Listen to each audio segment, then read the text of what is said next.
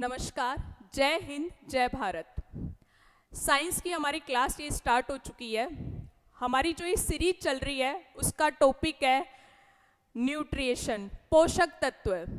पोषक तत्व में मैंने पहले एक टॉपिक डिस्कस कर चुकी हूँ विटामिन के बारे में।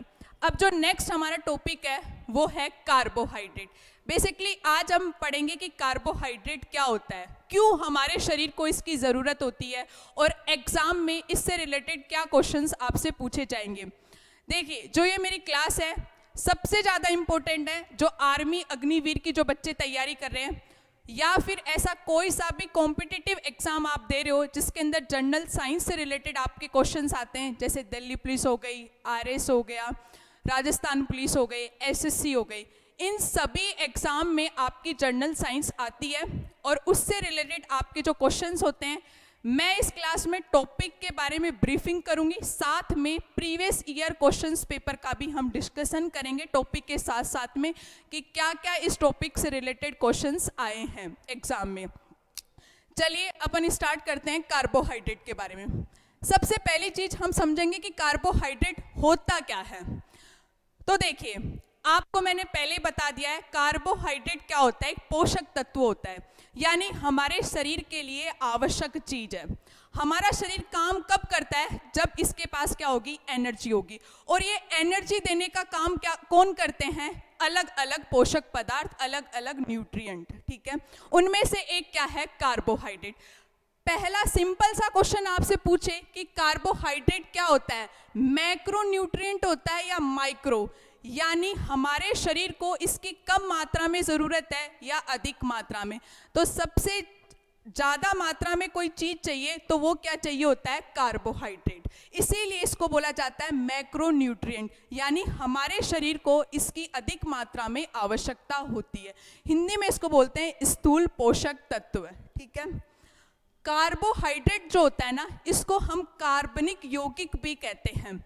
इंग्लिश में बात करें तो कार्बन कंपाउंड्स भी कहते हैं। क्यों कहते हैं, क्योंकि इसके अंदर जो मेन रोल होता है वो किसका होता है, कार्बन का होता है। इसी वजह से इसका नाम भी क्या पड़ा है, कार्बनिक यौगिक। कार्बन के साथ साथ में दो अन्य तत्व और हैं, हाइड्रोजन और ऑक्सीजन, यानी बेसिकली तीन चीजें होती है, कार्बन, हाइड्रोजन और ऑक्सीजन। इन सब से मिलकर जो यौगिक बनता है उसको हम क्या कहते हैं, कार्बोहाइड्रेट कहते हैं। अगर आपसे सिंपली पूछे कि जो कार्बोहाइड्रेट है उसका आप सामान्य नाम बताओ, कॉमन नेम बताओ, तो जो कॉमन नेम है जो हम बोलचाल में यूज करते हैं, क्या बोलते हैं इसको, शुगर। हिंदी में इसको देखा जाए तो शर्करा, और एक अन्य इसका नाम होता है सैकेराइड। सैकेराइड का ऐसे याद रखो आप कि कार्बोहाइड्रेट की जो इकाई होती है, जो यूनिट होती है, वो क्या होती है, सैकेराइड। क्योंकि इसी के आधार पर फिर कार्बोहाइड्रेट को तीन भागों में बांटा गया है, मोनो, डाई और पॉलीसैकेराइड। एक बार रुको, पहले दो पॉइंट और हमें क्लियर करने हैं। अगर आपसे सिंपल पूछे कि जो कार्बोहाइड्रेट है इसका कॉमन फॉर्मूला क्या होता है, सामान्य सूत्र इसका क्या होता है, CnH2nOn। C का मतलब कार्बन, H का मतलब हाइड्रोजन, O का मतलब ऑक्सीजन, ठीक है।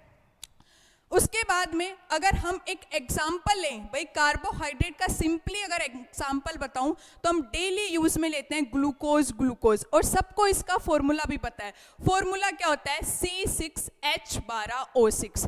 अच्छा, यहाँ से क्वेश्चन कैसा आएगा कि जो कार्बोहाइड्रेट होता है उसमें कार्बन, हाइड्रोजन और ऑक्सीजन, इन तीनों का अनुपात किस अनुपात में पाया जाता है, 1, 2 और 1।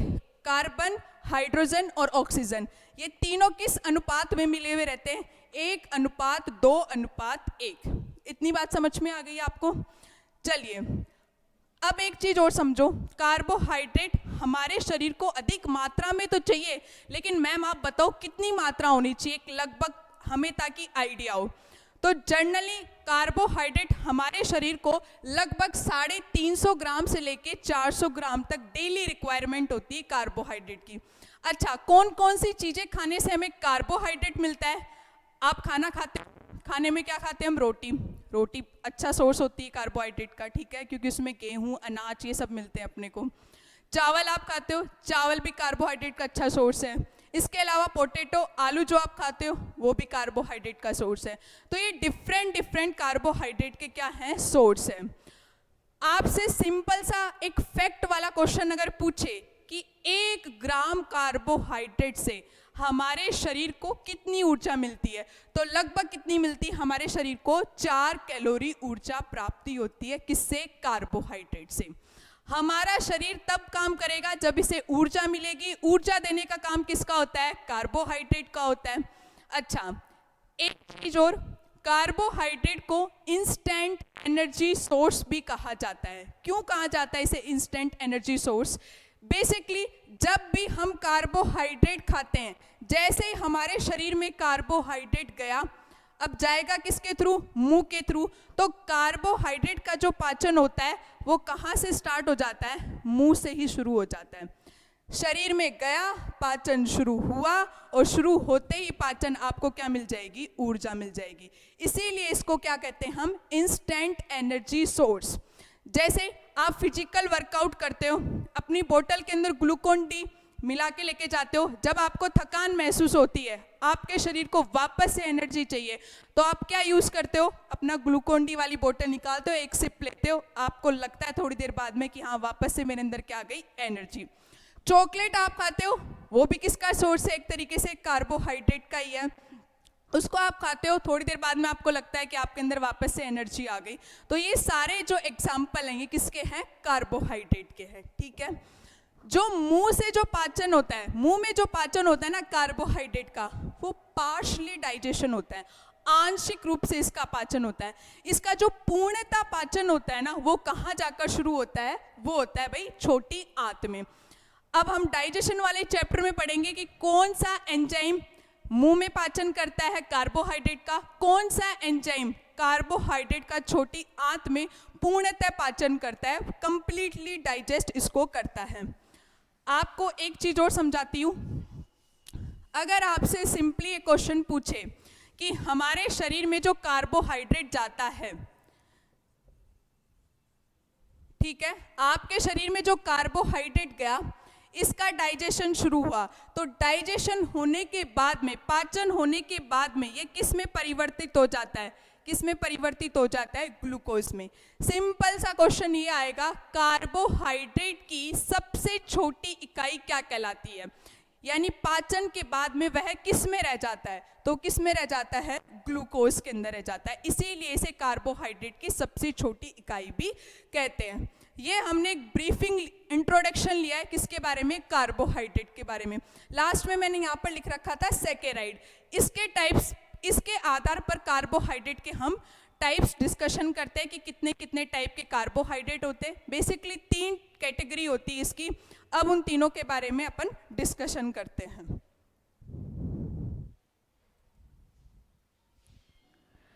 चलिए, हमने जहाँ से वीडियो को पॉज किया था वापस से वहीं से स्टार्ट करते हैं।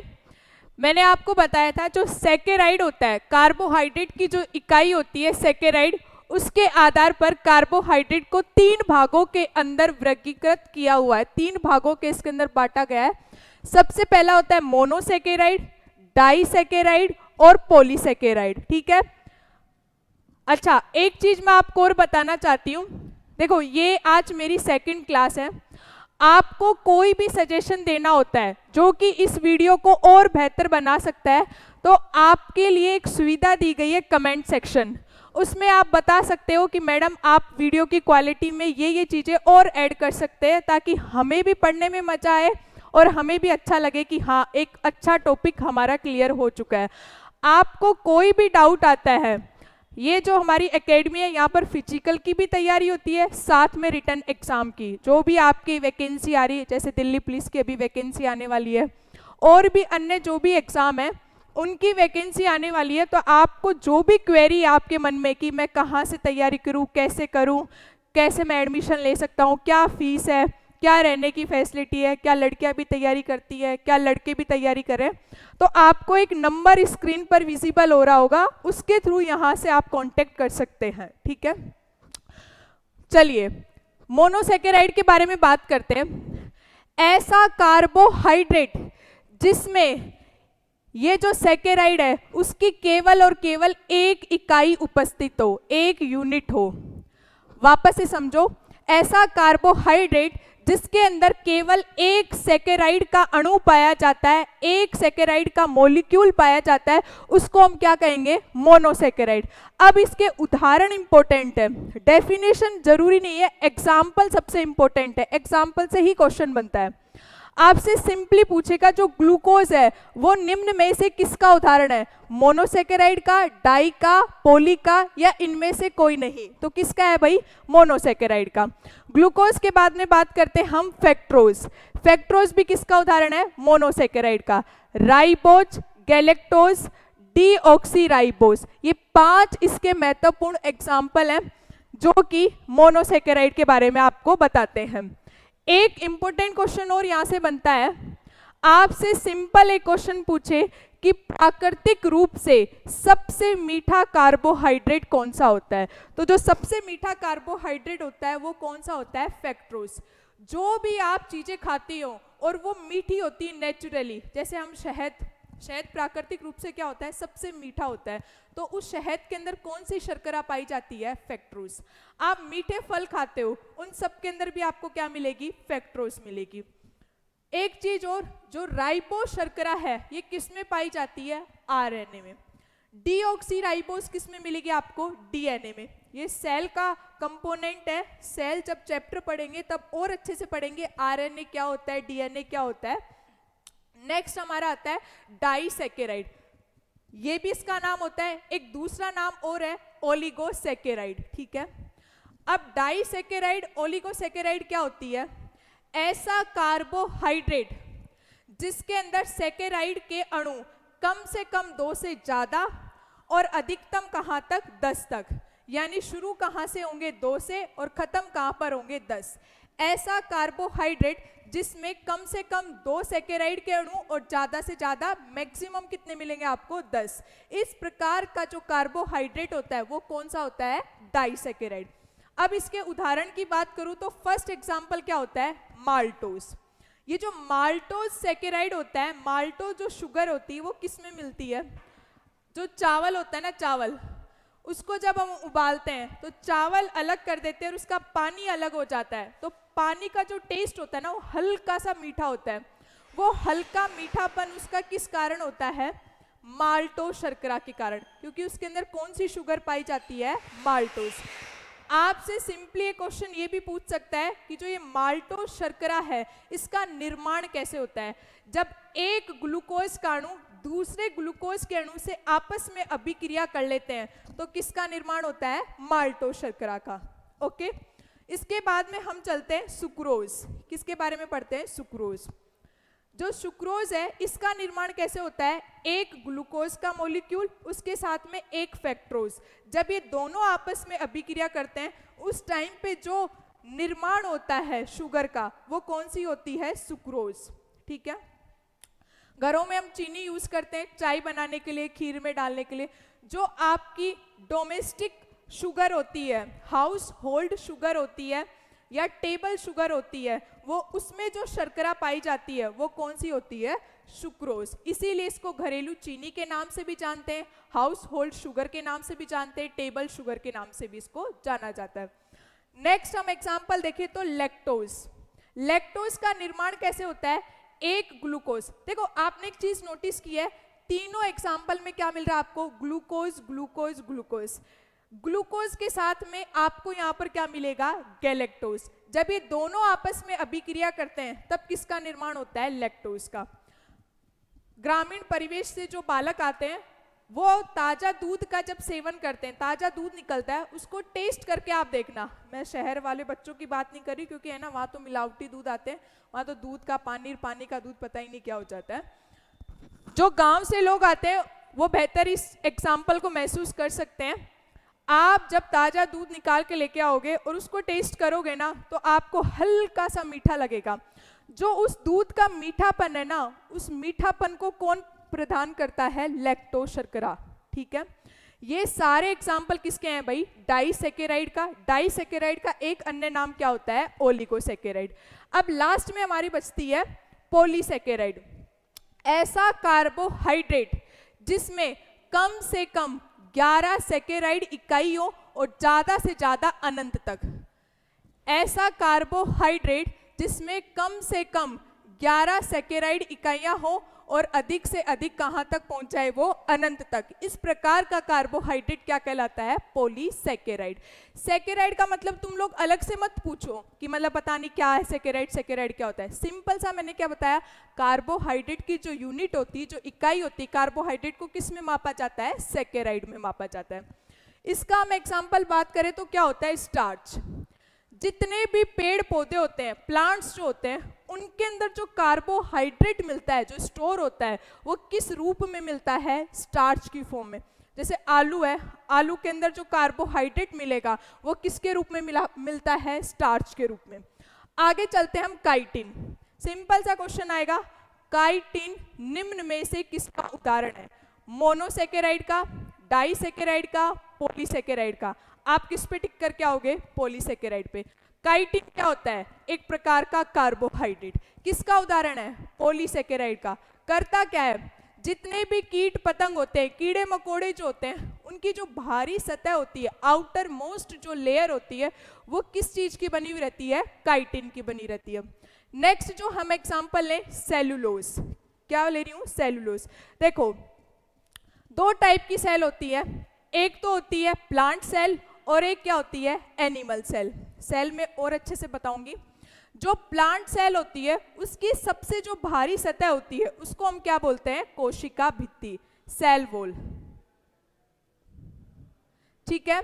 और जो जानवरों की जो सेल होती है, एनिमल जो सेल होती है, वो उसकी सबसे बाहरी सतह क्या कहलाती है? कोशिका झिल्ली। क्या कहलाती है? कोशिका झिल्ली। पेड़ पौधों के अंदर जो कोशिका पाई जाती है, उस कोशिका की सबसे बाहरी सतह क्या कहलाती है? कोशिका भित्ति। और ये जो कोशिका भित्ति है, वो किस चीज की बनी हुई रहती है? सेल्यूलोज की। बात समझ में आ गई? नेक्स्ट हम पढ़ते हैं ग्लाइकोजन। मनुष्य जो रहता है, मनुष्य के अंदर जो कार्बोहाइड्रेट का स्टोर होता है, हमारे अंदर जो कार्बोहाइड्रेट मिलता है, वो कार्बोहाइड्रेट किस रूप में संग्रहित होता है? ग्लाइकोजन के रूप में। किसके रूप में मिलेगा? ग्लाइकोजन। अगर मैं पेड़ पौधों की बात कर रही थी तो किस में मिल रहा था? स्टार्च में। लेकिन किसकी बात करें हम, हमारे अंदर की बात करें, तो हमारे अंदर किस में मिलेगा? ये ग्लाइकोजन में। ठीक है। उसके बाद में very very important, heparin. Heparin के बारे में थोड़ा सा मैं समझाती हूं। देखो, सबसे पहला क्वेश्चन आपसे यही पूछेगा कि जो हिपेरिन है वो क्या है? कार्बोहाइड्रेट है, प्रोटीन है, विटामिन है, वसा है, क्या है? तो हिपेरिन क्या होता है? कार्बोहाइड्रेट। उसके बाद में नेक्स्ट क्वेश्चन आपसे पूछेगा कि कार्बोहाइड्रेट तो है, लेकिन कार्बोहाइड्रेट में भी कौन सा टाइप है? पॉलीसैकेराइड का। किसका उदाहरण है ये भाई? पॉलीसैकेराइड का।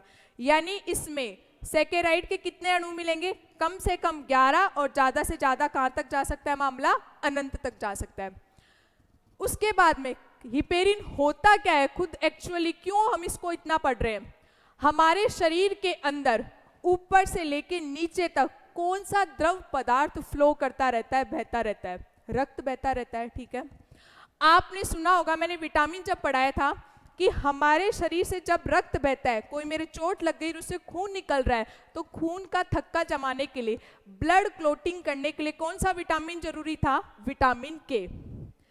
अब आप एक सिंपल सा कॉमन सेंस यूज करो, विटामिन के तो हमारे शरीर में मिलता है, ई कोलाई बैक्टीरिया उसका निर्माण करता रहता है, तो ये विटामिन के शरीर के अंदर जो खून बह रहा है उसको भी तो जमा सकता है, जब बाहर बह रहा है तो अंदर वाले को भी जमा सकता है।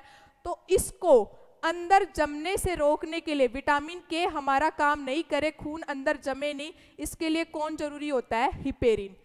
हिपेरिन को बोला जाता है एंटी ब्लड क्लोटिंग एजेंट। शरीर के अंदर रक्त का थक्का जमने से कौन सा पदार्थ रोकता है? हिपेरिन। बहुत बार क्वेश्चन पूछा जाता है हिपेरिन के बारे में कि मानव शरीर के अंदर जो रक्त बह रहा है, उस रक्त को जमने से रोकने के लिए आपके शरीर में कौन सा एजेंट होता है, कौन सा पदार्थ होता है? हिपेरिन। बात समझ में आ गई? एक बार वापस मैं थोड़ा डिस्क्राइब करती हूँ। सबसे पहले हमने किसके बारे में समझा है भाई? कार्बोहाइड्रेट के बारे में। कार्बोहाइड्रेट क्या होता है? पोषक तत्व, ऐसा पोषक पदार्थ जिसको खाने से हमें क्या मिल जाए? एनर्जी मिल जाए। प्रतिदिन कितना खाना चाहिए? 350 से लेके लगभग 400 ग्राम तक हमें खाना चाहिए। कितनी ऊर्जा मिलेगी इससे?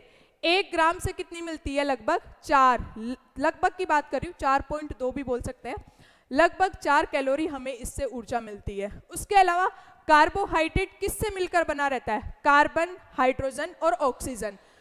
फिर उसके बाद में जब हमारे शरीर में कार्बोहाइड्रेट पचता है तो लास्ट में किस में बच जाता है?